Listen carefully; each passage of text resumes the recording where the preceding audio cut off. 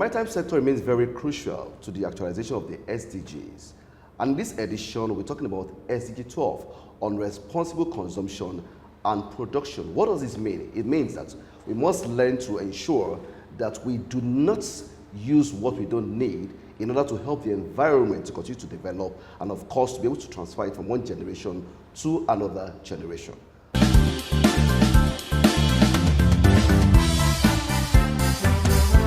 On this edition with me is Dr. Ibrahim Ladan. He's an Assistant Director of the Marine Environment Management Department of NIMASA. Dr. Ladan, you're welcome. Thank you, Mr. Femi. Thank you very much for coming on this program. Right, on this program, we're trying to educate the public on the essence, of the Sustainable Development Goals, and of course, what NIMASA, as the maritime sector in Nigeria, is doing, to promote sustainability in the country. Now, in this edition, we're talking about SDG 12, talking about responsible consumption and, of course, production as it sounds. Now, what is NIMASA doing to help to, contain, the level of, shipping activities, to also help in the area of, production of things in a responsible way in shipping? Thank you. Thank you. That's quite a valid question. Nigeria, as a nation as a whole, as far as the shipping industry is concerned, has a number of initiatives that can be adopted to help in this sustainable use of the resources we have, as well as also to align with the SDG 12 goals. Yes. Some of these strategies include you have adoption of eco-friendly technologies. Very good. For instance, under this area, Nigeria can invest in renewable energy. Renewable energy, reduce carbon contribution to the atmosphere, which a large chunk of it comes from the shipping industry. So investing in renewable energies will go a long way to help Nigeria align with this SDG 12 goals. You have solar energies, wind energies. If Nigeria adopts that to power the ports as well as the ships, that will take us a long way. Also, you can also have use of cleaner energies, like cleaner fuels, like the LNG gas we're talking about. That will go a long way as well. And then also enforcement of international regulations, especially like the MAPOL Annex 6, which talks about engine efficiency. Very good. Engine efficiency brings about reduction in the emissions to the atmosphere. And so with that, furthermore, we can also look into the area of waste management. We develop robust waste management systems to deal with and encourage recycling of the products of the goods used in the ports and ships and the ports as well. Nigeria can also look into collaboration with private sector to encourage this clean energy usage and eco-friendly systems by way of providing like tax cuts to encourage investment in that area. Furthermore, we can look into the area of research and development, partnering with institutions to do research and come out with products that will take us towards the green energy, green ports operations. That's the emerging technologies in technology in ports at the moment. So I think Nigeria, if we look into this, we can some way align with the SDG Goal 12. All right, thank you. So still on this SDG 12, talking about the responsible consumption and of course production of things that we use, right? Now, ships, because of the journey, sometimes they have to travel long journey, right, from point A to point B, right? Yeah. Now, how is Nigeria, or should I say NIMASA, helping to, mitigate against, when ships are coming with some, especially when it's coming with the perishable items, right? Because when they get spoiled, they have to be, thrown away, and this affects, production and consumption, and it affects the environment at the end of the day. So what is NIMASA trying to do, or how are they collaborating, with the shipping community to help to mitigate this kind of waste in the shipping industry? All right, that's quite a multi-agency and ministerial task to do, but as Nigeria as a whole, as a body, we can, in this area, I think there is need to go into these cold chain technologies for our ships carrying perishable goods with, what do you call it? Now, when you talk about cold chain technology, yeah, for the sake of the listeners, what does this mean? Okay, this is a kind of a technology that deals with, you have temperature-controlled containers, whereby you can monitor the temperatures real time of the containers as well as the goods inside the containers, especially with regards to the perishable items, so that will reduce the level of damage, damage, deterioration, and that will now translate into reduction in the wastage that eventually results from there. Also, another aspect is the logistics aspect that needs to be looked into, where you have delays in port clearances and other things. That increases the time lag in the journey, and also then leads to the perish of the goods. So if NIMASA can assist, collaborate with MPA as well as the stakeholders on making it seamless, the logistics seamless, I think that will go a long way. Furthermore, NIMASA can also encourage research development into these cold chain technologies, because the world is moving, transiting, and we also have the brains to work towards such. So it's a matter of priority. If we prioritize that, I think we have the best brains around, if given the proper environment. So I think all our educational institutions can be prepped up on that. Yes, thank you, Dr. Ladan. While you were answering the other question, you talked about logistics. And of course, I know that logistics it has to do with the turnaround time, right, in the port, right? And because for ships that are carrying perishable items, right, they need to, free them on time so they can actually discharge those goods, right? So now, what is NIMASA doing? Because this requires a lot of collaboration, right? So what is NIMASA doing in this regard to ensure that, they're able to mitigate against, any kind of waste that may eventually come out from this, peradventure, there was maybe time lapse or time delay in them discharging their goods at the ports?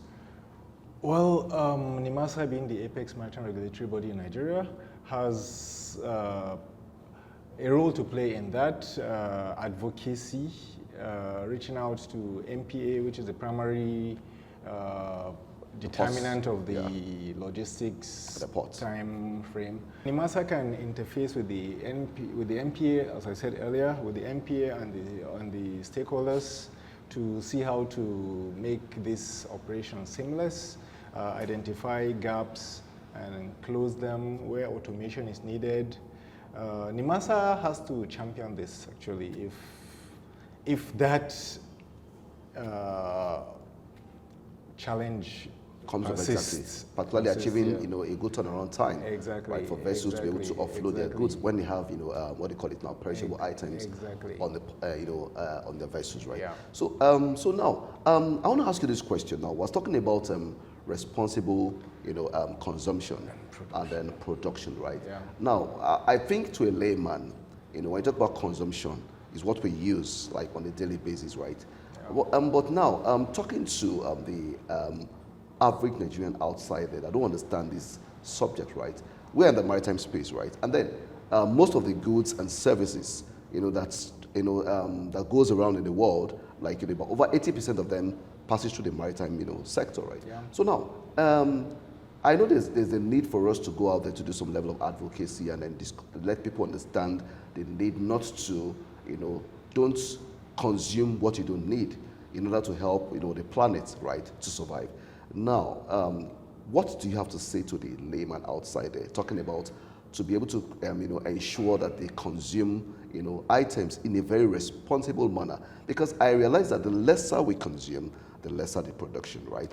But the more we consume, the more we produce, right? So how do people understand this fact that you do not buy what you don't need so that we don't keep producing what we don't need? At the end of the day, they all generate waste, and they affect this sustainable development, and of course it affects unborn generation. Yeah, that's quite an important aspect of this whole SDG 12 goal. The populace needs to be educated on this aspect that, yeah, for every consumption you do, there is a consequential generation of waste. Exactly. And so, if you don't have adequate capacity to manage that waste, you have to control the consumption. You don't consume what you don't need. Part of this consumption, as far as the shipping industry is concerned, exactly. You're talking of plastics, you're talking of other materials that are used by the personnel on board the ship as well as the ports.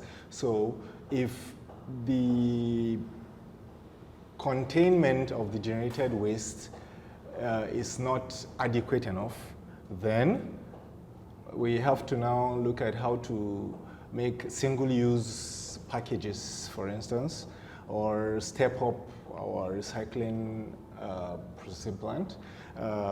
So this will go a long way to reduce the generation of the waste, which will now has impact on the marine environment as well as the economy as a whole. So this can also be extrapolated to the individual, since you mentioned the society. Yes. You don't take food more than you can actually consume. The remaining, you're going to throw it off. And then it goes. So this is a culture we need exactly. to really work on, sensitize more of our people on the need to imbibe some level of discipline in the culture we're already used to, taking things we don't really need. So we now cut it to just exactly what we need and finish everything, reduce the wastage. All right, thank you. So, Dr. Ladan, you talked about recycling. And as you may know, recycling plays a very crucial role in waste management. Sure. And we're talking about responsible, consumption and then production, right? And of course, I also suppose that recycling is supposed to be kind of a means of generating jobs, right, in the economy. Now, but we need to also discourage the use of, single-use plastics, and they have to throw them away and all that. Now, in encouraging recycling, as you may know, when a plastic is thrown into the ocean, right, it takes about 1 million years for it to decompose, right? Yeah. And then, of course, this is like saying it's almost impossible for it to decompose. And somehow, this plastics gets into the mouths of the fishes, right? And then, of course, it affects human beings because human beings still have to consume fishes, right? So now, what is your take on recycling for the man on the streets? And what is NIMASA doing to promote recycling, in the maritime sector? Of course, NIMASA cannot do it alone. NIMASA has to collaborate with NPA, Shippers Council, and other sister agencies and the private maritime industries in Nigeria. Can you just talk about that for us to just understand? Thank you. All right. The issue of recycling, it's a very important, it's a cardinal point as far as this SDG 20 is concerned. SDG 12. And SDG 12 is concerned. Yes. It presents Nigeria with both opportunities and challenges. Yes. Like you rightly mentioned, plastics perpetuate in the environment for years. That's the non-biodegradability property of it. And eventually it ends up in the food chain through the fishes, and it ends up on our tables when we eat. And with bioaccumulation, it gets into our systems and all sorts of diseases emanate therefrom. So hence the need to take recycling seriously. Part of the challenges we have in this recycling business is that you have funding. Very few Nigerians have the capacity to set up recycling plants. Okay. The policy requirements and all the challenges, all the regulatory interlocks, the incentives is not there for such intending practitioners. So We need more of these recycling plants around, and it's actually a viable business. It can be regarded as waste wealth.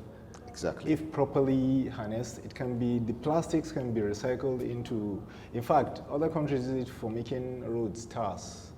They use it for tars, some building houses, some making furniture, some, so these are the things that needs to be encouraged. Now going to the recycling business gives you an opportunity such as one that will eventually, what you call circular economy. Yeah. You recycle what you use and make money out of it. That is very important. Recycling helps the country in terms of national economic growth, gives opportunity for diversification of the economy. You recycle plastic bottles, you make other wares out of it, you export. That's an aspect. You have also, it also gives us, it has its environmental benefits. You're reducing pollution of the marine environment, and by extension, you're making your use of the marine resources sustainable and somewhat beneficial to everybody, and we're living a clean environment for the future generations. You have also where you have global competitiveness. Where Nigeria becomes outstanding in its recycling of waste, it becomes attractive. Nigeria will become, what do you call it? The reputation of Nigeria gets raised high among the leagues of nations, and it attracts investors to the country. Okay. So that is, then also you have innovation and technology. This is an area that can emanate from this recycling. With research and technologies, you will be amazed at the products that can be made out of recycling. So that's why the government... Particularly creating jobs. Exactly, creating jobs. There is a lot of jobs in recycling business. Even in the maritime sector. There is a lot of jobs in recycling business. Just that the limitations we have of number of recycling facilities around. Okay. That's where the government needs to come in, giving tax gaps for such investors, PPP, public-private partnerships, encourage private sector that wants to invest in the recycling business to come in, and they're given, and also grants can be given for research into recycling of waste. And that will take us where we want to be, actually, if we really take it. Wow, interesting. Now, finally on this edition, Dr. Ladan, now, in about 5 years from now, these SDGs are going to likely become obsolete, right? Yeah. What do you think would happen to the populace? Should this SDG, if UN just decides that, okay, we are not going to continue the SDGs, what happens? So do you think there should be a continuation, or we should just review what we've been doing before and then continue after 2030? What's your thought, please, on this? Well, actually, you have, this is a United Nations program, and you have different level of compliance by states, member states. And so for Nigeria, of course, we are part of the international community, so we need to have a review. It's a mix of both the options you give. We need to review where we are, how we've achieved, and where we're lagging, and then try to identify how to close those gaps. And whatever happens, should the SDG be stopped, of course, it's a matter of sustainability of anything good that Nigeria adopts to implement. So SDG stopping or not, I think the goodies gotten from this initial drive will need to be maintained, sustained, and with much more vigor. So I think we need to do a review of what we've attained so far and areas of improvement. There's always areas of improvement. So, and especially this green practice, green port practice, whereby you are reducing carbon generation, relying more on renewable energy sources and bringing private sector on board. I think that will give Nigeria some good standing if we take it that way. Thank you very much, Dr. Ladan, for speaking with us on this very important SDG 12, talking about responsible consumption and of course production. To our viewers out there, do you know that when you buy the things you do not need, when you consume things you do not need, it affects the environment because some of these things becomes wastes. And can I tell you this, that every waste on land finds its way into the water. So therefore, we need to continue to work together as individuals and with the government to protect our environment because of future generation. And it's a wrap on this segment. My name is Femi Kumuyi. I remain your host.